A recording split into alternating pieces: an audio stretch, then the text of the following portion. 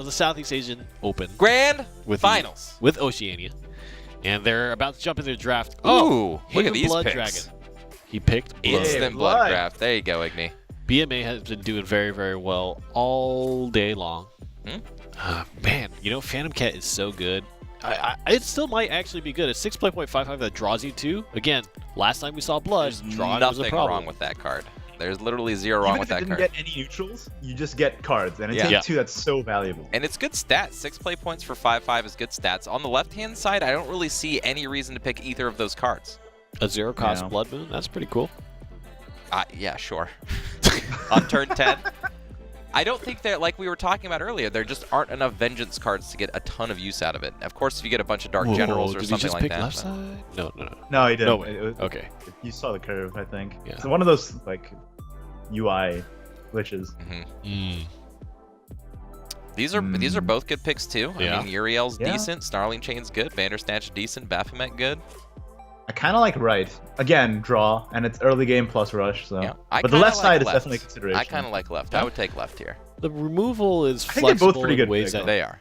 that will be surprising, right? Removal is always, it's just that slight difference of the fact that you can direct it and it goes past things is so nice that you don't have to deal with the damage on the follower. My big thing is I love Bane and I love Ward, and that card has both of them. That is true. So It you does double have love it. both of them. That's right. You I have force read your the opponent card. to deal with Can it. confirm. That's right. Yeah. Also, Uriel looks cool. Uriel does look cool. No, One of the Bandersnatch is a dinosaur dog. That doesn't mean he Look at him. looks cool. He might be cool in theory. Oh, I think he actually did end up going with Bandersnatch. Oh, Savage Wolf. I take Yep. every Savage Wolf I possibly can and take too. Savage Wolf I skip every single-handedly- cursed scarecrow. What's I that? possibly Can. You I Oh, yeah. skip Oh, every yeah. cursed Scarecrow. scarecrow. Skip them all. Yeah, I don't know. Savage Wolf, I've won 5-0 take 2 drafts simply because I had 3 or 4 Savage Wolves in my deck. You literally just keep playing them and you just deal too much damage to your opponent. They can't stop it. They can't stop the onslaught. Novice Trooper in Blood is really good. Yeah, pretty good. I'll tell you. Fall from Grace. I really like that actually. I think Fall Honestly, from Grace is... I feel like a lot of our players today really haven't had a lot of good choices in their picks anyway. I feel like it too. They always hit a time like this, right, where it's just a little bit awkward. I mean, I feel like maybe I would go right. Yeah, I think I definitely go right here, Yeah. Uriel plus Mask is not too bad. mostly because Not too Devil bad. Blade isn't really that great, period. Any amulets that come out that don't do something, immediately in a big way, probably not that great. Ooh, immediately That the big knuckle. Happy Pig and Pitfall in there. I knew they were gonna gravitate towards it. Got to give them every chance. Every chance. What are you thinking here? Removal? Oh, wow. He was pretty I tried to confident. spell instead of the followers that time. Disagreeable Demon seems like the best choice. Sabrier, I think every time. It's good, but again, do you want a second Mask of Black Death in your deck? That's okay. That yeah. is true. Skipped on it. Now, here, Mr. Full Moon is a card that we've seen in almost every pick rotation. Like, there's at least one chance at a Mr. Full Moon. Do you think it's worth it to at least pick up one every single time, or do you think it's not that necessary in take 2? It is good I don't at think it's post harmful. evos. Yeah, it is one way to deal with followers post evo. That's the big thing. So it's not harmful, but depending on your curve, I guess it's not like an auto pick. I don't think it's something you have to consider though. And BMA with a choice of a second Queen of the Dreadsea this pick. I don't think he's gonna go with it this time either. Yeah, I feel like Zeus is I think a he comfortable goes pick here. Yeah. Zeus was Zeus actually is so good. It's so good, and not only that, but like so before we were seeing Israfil and Zeus in almost every single deck, and this was in previous weeks. Today we've seen one Israfil and one Zeus, so a lot less power on the top end of a lot of decks today, along with I feel like a lot less powerful decks overall. We saw some crazy decks in previous weeks. Yeah. We haven't seen that crazy of decks this week. Yeah, big ramping, lots of removal, Bane everywhere, Yeah. and then just big cards. Like, we saw the Dragoncraft players have like 3 Basilisk Riders and like 3 Scythers, and it's just like, what? Come on, man. This deck is ridiculous. Topped off with like Israfil and Zeus. It's like, okay. And We started the day with Phoenix Roost though, so I think the quota for craziness was sort of maxed out. Yeah, as soon it as we was started. used up all on the first match. Oh, man. Man, BMA having a tough time with this pick. He's really thinking, what could you possibly want the Dreadsea? It might just be the Trial of Gorgons is a very good card. It essentially always gets Steno, and if it doesn't get Steno, then it gets Uriel, which is, we've already talked about that card. That card's pretty good. I mean, it has a chance to get other things like Medusa, and Medusa's not bad, but that's not really what you're literally looking the for. only 3 options. Like, Look, those are the 3 options. Look, that was just my way of explaining it, okay, Igni? Okay? Wow. Catch on. Jeez. Igni is, yeah, he's going to town on us. Yeah, he is. Yeah, he's flexing his muscles today. Yeah. Igni, why don't you actually flex your muscles, huh? Show off. Yeah, don't you I wanna work do out? this on stream, okay? I'm uncomfortable. Embarrassed. We got him. Yes. The next time we're out at an event, Igni, that's what we're gonna do. When Flex. we're all sitting on a Don't desk, do that. we're gonna have you flex. Yeah. Yeah. Make sure you get oiled up too. Okay. All right, let's move on. Igni, I apologize for that comment. Do you? This is the finals. Anything you have to wish our players before the finals? Do you have a favorite going into this? I don't know, I'm just gonna say good luck. I've been really impressed with ASTALOSX from what I've seen from this. So, but BMA staying in the winners bracket the entire time. So I'm really curious to see how these two go up against each other. I think it's gonna be a good game. Perfect. Absolutely. Thank you, Igni. Well, may the better player take the championship, take the crown. I think BMA is going to hold true. I think Take Two is a very straightforward sign of just like your prowess with it or not. And if you haven't lost a single match going into the finals, I don't think it's going to start right now. There's something about the way you draft and the way you choose your options that, and also knowing how to play them, right? Understanding the opportunities and the risks.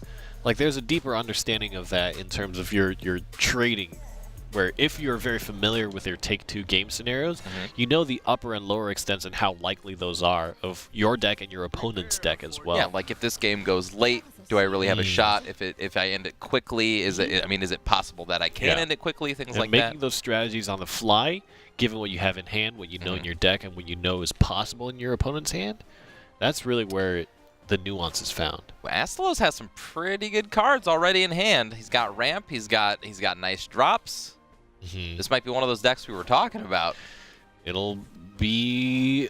I feel like it'll be down to how quickly you can draw into something like a Savage Wolf. Now, I feel like the real backbreaker here, this is why Disagreeable Demon is so good, right? I think that Astalos is going to go for the ramp option here, especially now with the second Basilisk Rider drawn.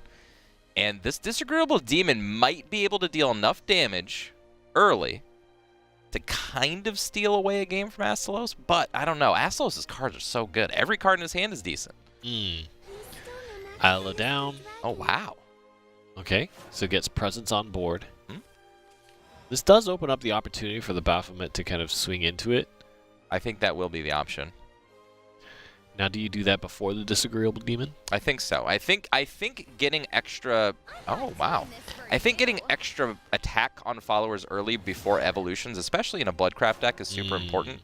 I suppose I can kind of see this, right? You are essentially locking the IL out, saying, hey, you can't actually value past this, and so now I'm going to get 4 damage on the next turn. It's true, but generally speaking, in this situation, you're going to trade anyway, because if you don't, then the evolution is going to come down next turn and just kind of wipe away your entire board.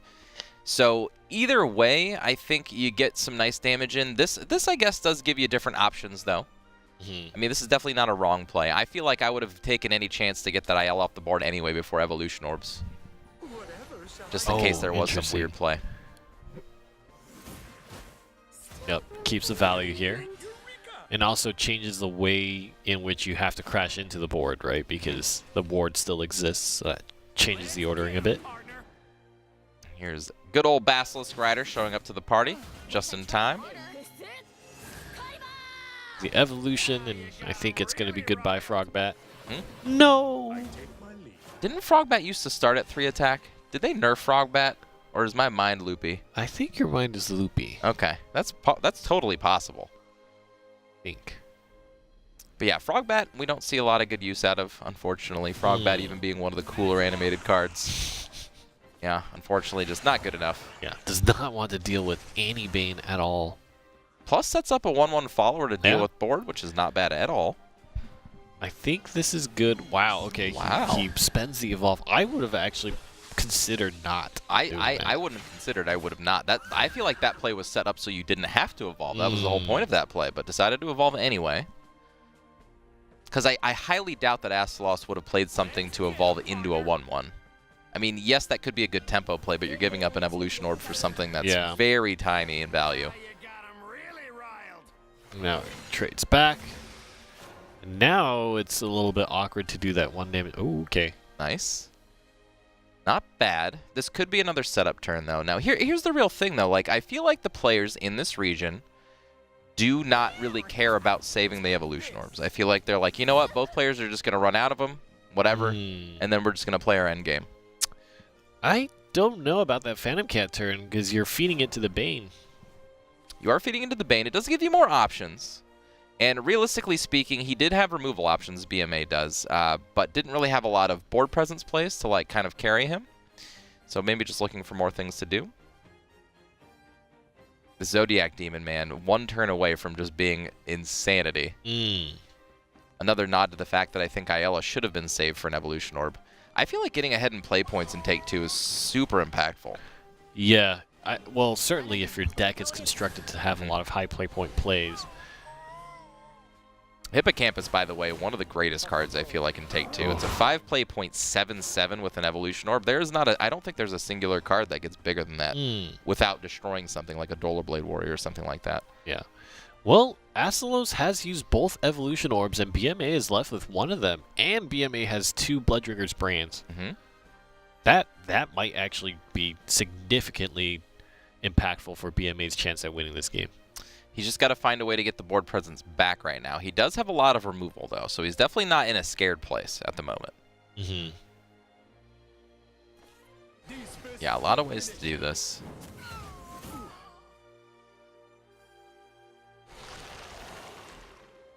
And I like it. Again, I don't think he should evolve here, which he doesn't. I like this because BMA is saying, hey, if you put me into Vengeance, my Bloodringer's Brand is going to be even more efficient.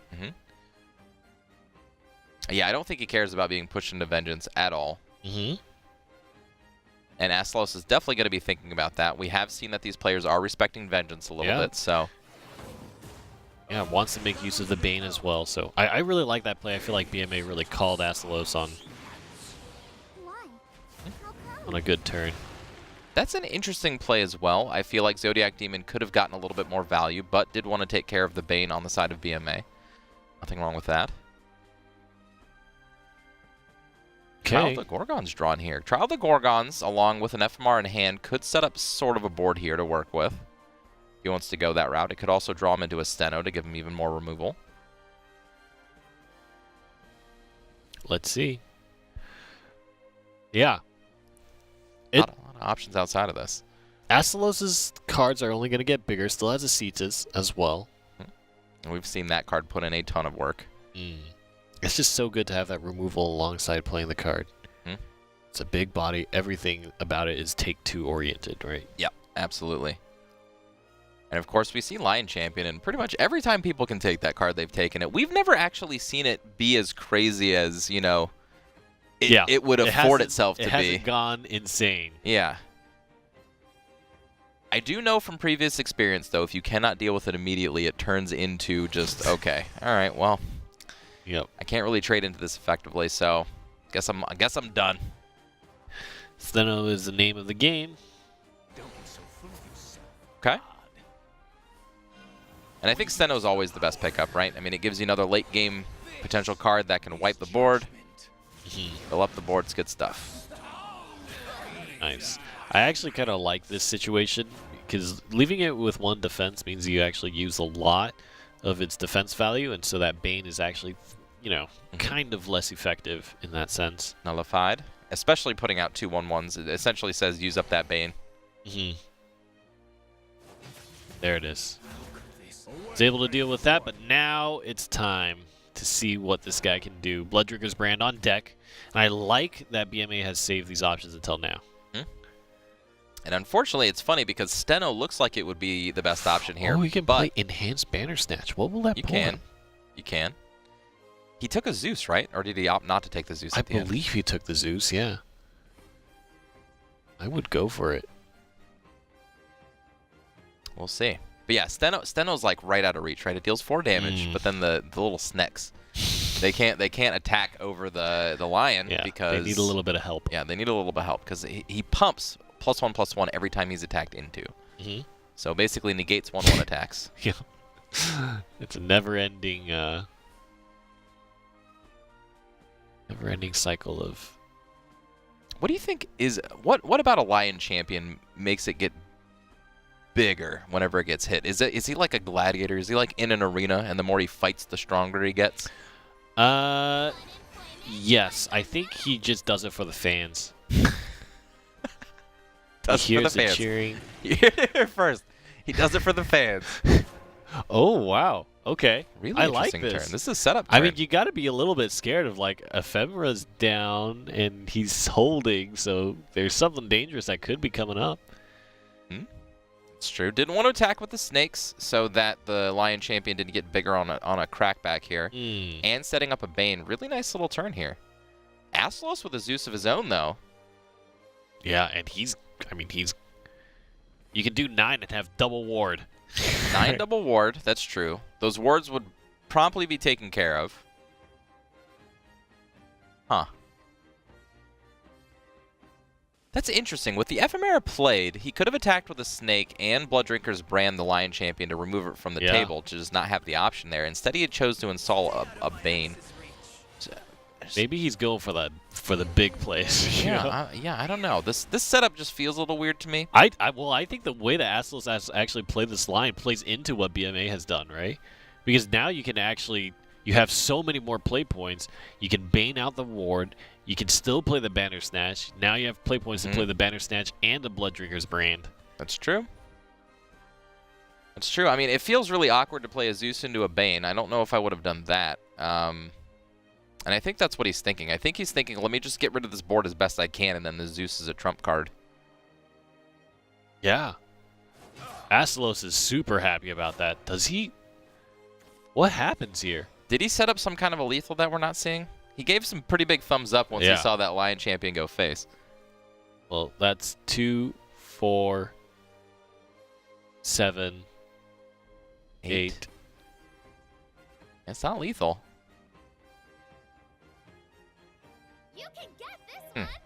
I think this is the Blood Drinker's Brand play. Yeah, gives away a sneaky for it. Efficient because he is in Vengeance. Got the Bane. Trades that out. And honestly, post Evos, he can easily trade out or start dealing damage with his Ephemera too. Yeah. This is actually a super good turn for Mask as well, actually. Start setting that up because it's almost guaranteed to mitigate damage from Zeus, you know? Perfect. I would not swing with the Ephemera. You don't think so? Just to get extra damage in? Do you think? I mean, think about the turns it's going to take to actually win this game. Because he doesn't want to swing into the Banner Snatch. He can swing into the Ephemera. I mean, if Zeus is being played, it's going face. There's no chance that Zeus is being traded, or he's trading with that card. Oh, I suppose, yeah, the Mask of Black Death is going to remain. Yeah. He can't afford to wait the 5 turns. No, I think I would automatically attack with the Ephemera. I've cleaned the board up. We're post-evolution orbs. I need to be dealing damage to end this game faster. I've taken control of it. I need to end it. I've already got a Steno to keep board control next turn as well, and a Blood Drinker's Brand. You know what? That might even be a case for me not to play the Mask of Black Death. So that I have all that board space. So the Banner Snatch is going to pull 2, or pull a card here. And that's not bad. A 7/8 is bigger. Yeah. Let's see this here. I have no idea what the Air Jammer is going to draw. It's just a random 2-drop. Is this Savage Wolf? Oh, no, it can't draw Savage Wolf. No Savage that's Wolf. right. That's right. Steno isn't going to get the best value here because only one of the snakes will be summoned. This is going to be a rough next couple turns for BMA, I feel like. I feel like Astalos Zeus next turn is going to put in a lot of work. It's going to allow Zeus to be played, pop. Interesting. Oh, okay. All right. So he's going to throw in all of his cards for the Steno to work here. Okay. That makes sense. Nice. And now what? Ooh. That delays Zeus. That did delay Zeus. Zeus is going to do 0 damage. Yeah, this is kind of... Okay, so that turn turned quite a bit around. That was a really nice play from BMA there. The big thing is he's still in Vengeance. He's gotten so much value off the Blood Drinker's Brain. Oh, wow. He's just going to go for it. Okay. This is I going to can take out the only 7-8 imagine. now. Yeah, you have to go for board control. You can't just swing for 0. This effectively takes out the biggest 2 followers BMA has access to. BMA also has a Zeus somewhere.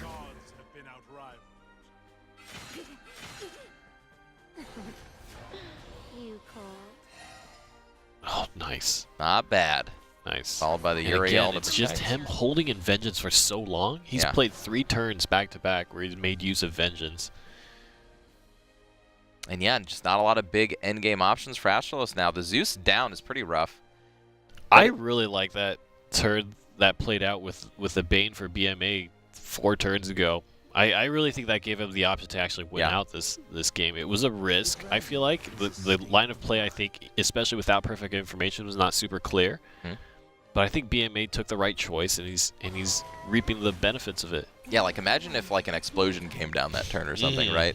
And just like completely annihilated his board. That was a pretty big risk. Got some wards to protect now, but these wards aren't going to do a lot in the face of what BMA has. He's just going to be able to trade out this board pretty easily. Fire Lizard and Breath are not going to be enough to take back over here.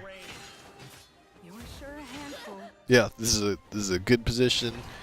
Then the Air Jammer comes down. And basically any other follower on board is great. Ooh. But can he even live? Takes out 2, 3, 4, 9, 1 off.